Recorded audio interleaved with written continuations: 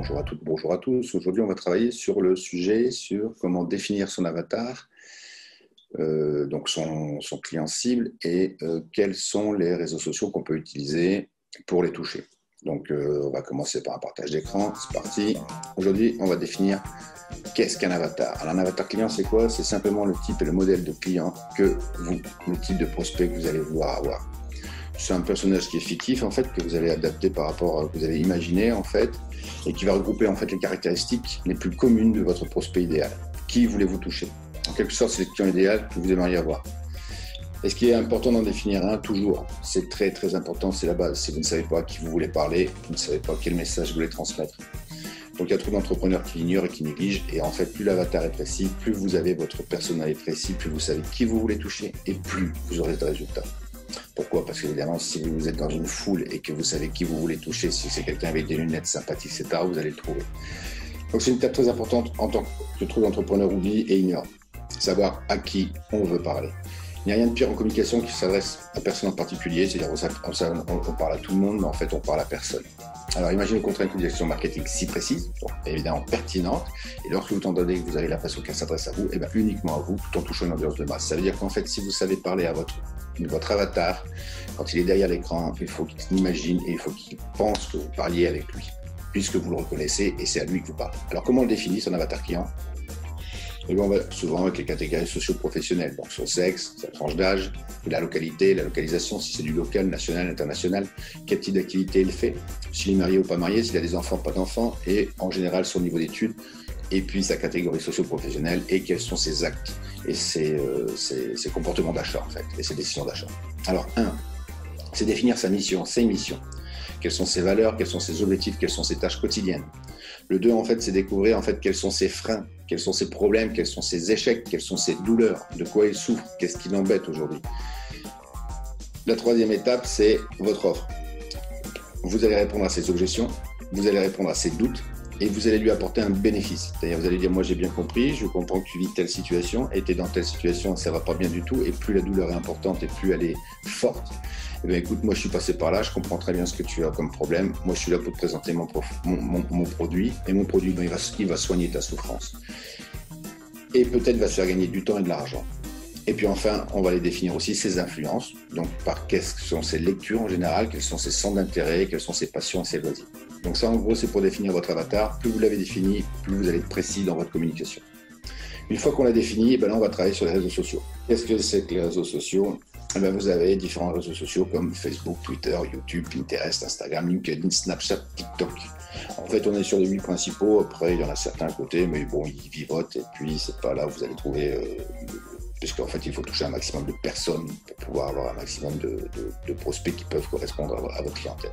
Écoutez, vous avez tout d'abord Facebook. Alors, Facebook, 2,4 milliards d'utilisateurs actifs par mois. C'est 35 millions, même je dirais même un petit peu plus par mois en France. C'est la plateforme numéro 1 qui permet d'atteindre le public le plus large, une grosse qualité de trafic et puissant, un levier de branding Facebook. Et ça délivre une publicité ciblée, ils ont un algorithme qui est exceptionnel.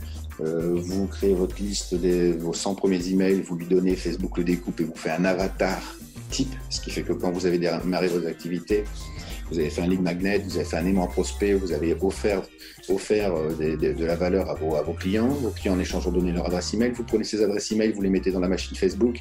Facebook vous sort le client parfait qui ressemble à votre base email de 100 et là il va aller chercher dans tout Facebook ceux qui ressemblent le plus à votre client.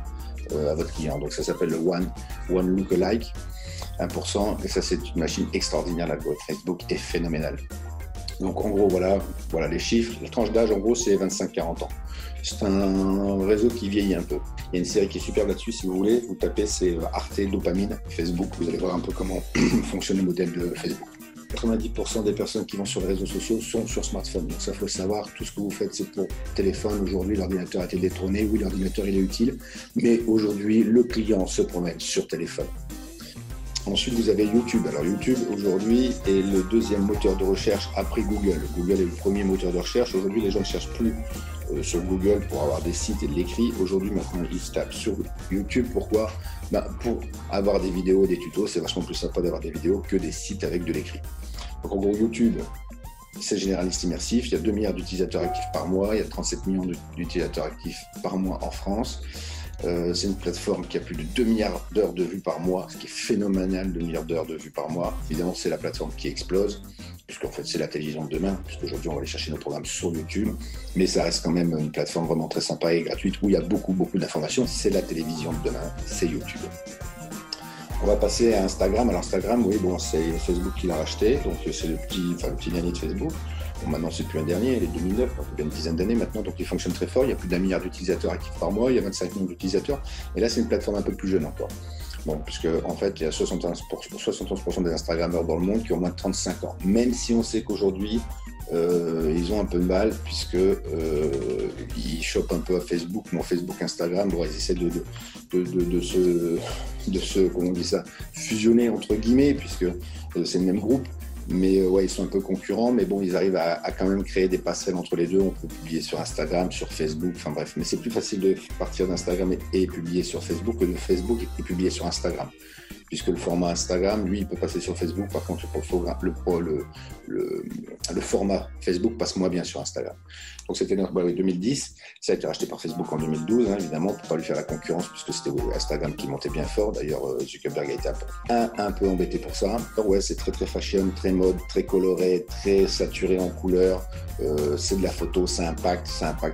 Et puis, en fait, par contre, sur Instagram, vous n'avez qu'un seul lien qui est dans votre bio. Donc, vous ne pouvez pas partager des liens, etc., ce qui n'est pas le cas sur Facebook. Mais Instagram, voilà, il n'y a qu'un seul lien, il est dans la bio. Donc, vous avez des petites applications, on en parlera un jour, je vous donnerai ces petits outils, des petits outils comme Linktree, etc. C'est ou Taplink, c'est un lien, on clique sur le lien et là, on rentre dans un menu où vous pouvez mettre différents liens derrière. Donc, ça, c'est sympa aussi, ça permet de partir d'un lien, mais de pouvoir dispatcher sur 5, 6, 7 liens. Alors que si vous n'avez qu'un site internet, vous mettez votre lien, ça reste que sur un site internet. Donc voilà un peu le petit hacking qu'on peut avoir sur Instagram. C'est un très gros levier de marketing d'influence. Maintenant, il faut savoir qu'aujourd'hui, Instagram a décidé peut-être éventuellement dans certains pays, et le fait déjà, d'enlever les likes, etc. Puisqu'en fait, il y a une manne financière pour les influenceurs. Donc les influenceurs, oui, certes, ils sont bien, hein, puisqu'ils peuvent placer des produits, etc. Mais Instagram, évidemment, c'est une boîte commerciale. Donc elle essaye aujourd'hui d'enlever les likes, ce qui fait qu'en fait on ne verrait plus les amis ni quoi que ce soit des influenceurs, ce qui fait que les sociétés, en fait, au lieu de passer par un influenceur pour vendre leurs produits, iraient directement à la régie Instagram, et ça serait Instagram qui encaisserait l'argent plutôt que ça soit un influenceur qui soit payé en intermédiaire, qui n'a rien à voir avec Instagram. Donc très compliqué aujourd'hui pour les influenceurs, mais très gros, ça ne changera pas. Mais par contre, ceux qui veulent devenir influenceurs aujourd'hui, il y a des grosses stratégies à mettre en place, mais là on pourra en parler. Évidemment, c'est le email marketing. Les secteurs les plus appropriés pour la pub sur Instagram, évidemment, c'est le luxe, les vêtements de sport, la mode, la beauté, le tourisme, la restauration, tout ce qui fait des belles images. Et enfin, LinkedIn. Alors LinkedIn, on le dit, hein, le généraliste bourgeois, c'est 300 millions d'utilisateurs actifs par mois. C'est une boîte française. Non, pas une boîte française, excusez-moi, je confonds avec Viadeo, qui a perdu face à LinkedIn. Donc il y a 10 millions d'utilisateurs actifs en France. Voilà, c'est un réseau professionnel. Souvent, ce sont des cadres ou des coachs ou des professionnels de leur domaine.